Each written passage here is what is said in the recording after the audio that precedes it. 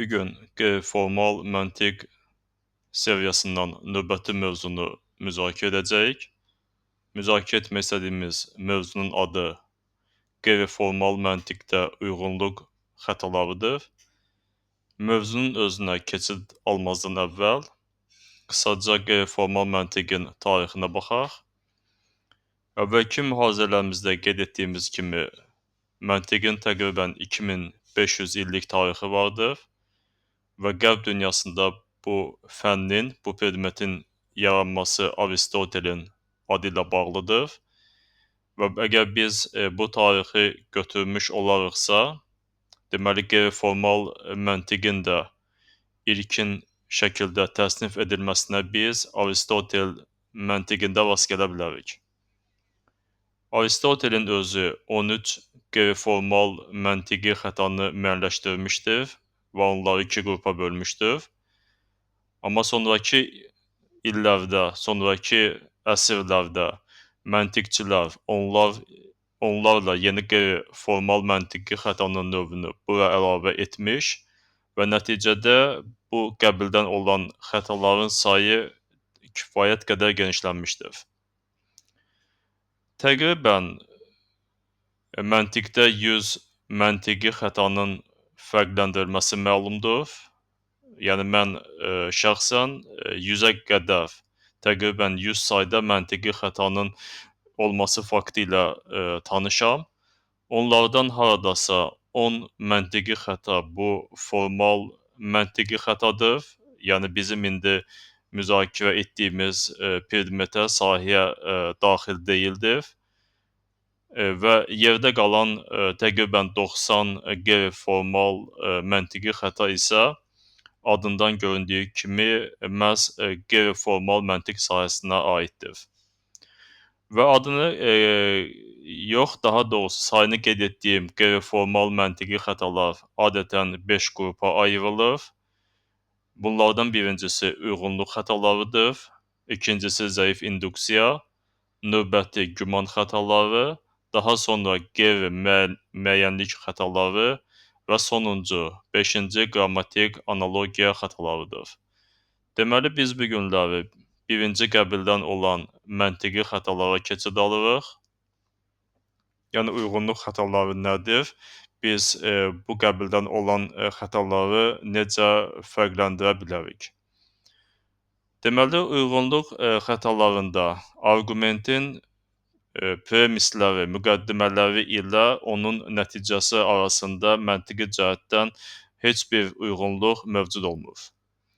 Amma buna baxmayaraq, arqumentin müqəddimələri ilə ondan çıxarılan nəticə arasında psixoloji cəhətdən uyğunluq olduğuna görə ilk baxışda sanki biz düzgün bir arqument qurmuşuq kimi təəssürat yaranmış olur. Deməli, bu dediyimizi ümumiləşdirsək, uyğunluq xətasına yol vermiş arqumentlərdə müqəddimələr ilə nəticə arasında məntiqi deyil, emosional və ya psixoloji əlaqə mövcuddur.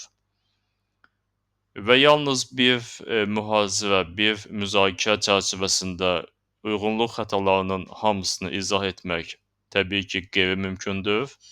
Çünki onlarla bu qəbildən olan xətalar mövcuddur.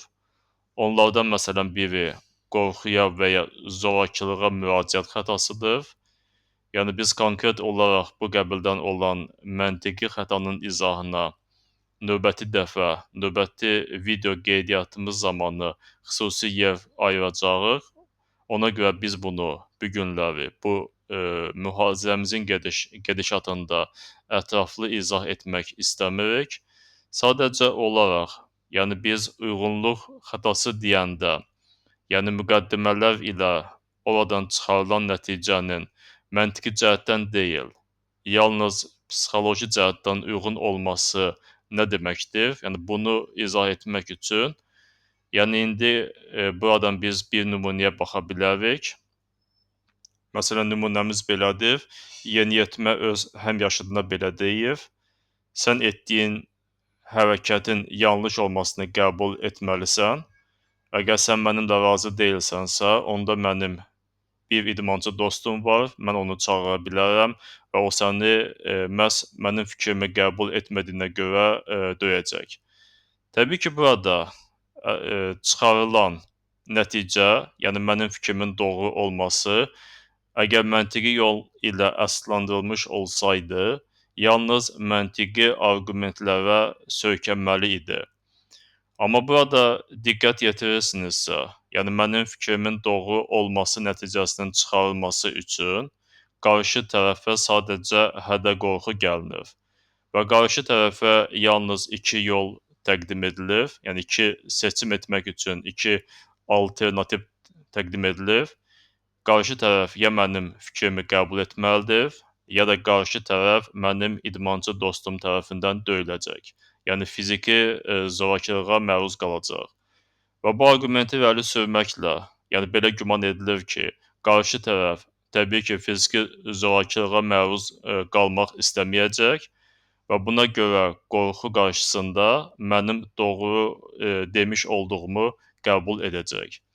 Deməli, bu sadəcə bir emosional vəziyyətə, bir psixoloji vəziyyətə əsaslanaraq irəli sürülmüş olan arqumentin düzgün olmasını əsaslandırmaq cəhdidir.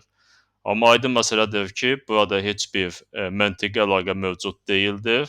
Yəni bu sadəcə emosional vəziyyətə müraciət edərək vəziyyətin manipulyasiyası əsasında qarşı tərəfi öz fikrinə inandırmaq cəhdindən başqa bir şey deyildir.